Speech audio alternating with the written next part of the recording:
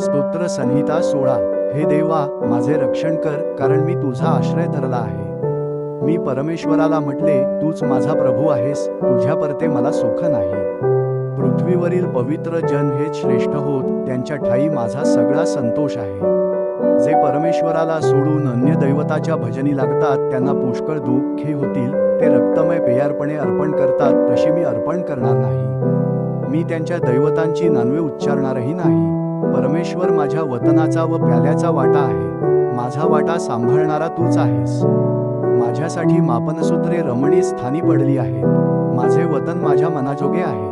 परमेश्वराने मला बोध केला आहे, त्याचा मी धन्यवाद करतो. माझे अंतर्यामही मला रात्री शिक्षण देते.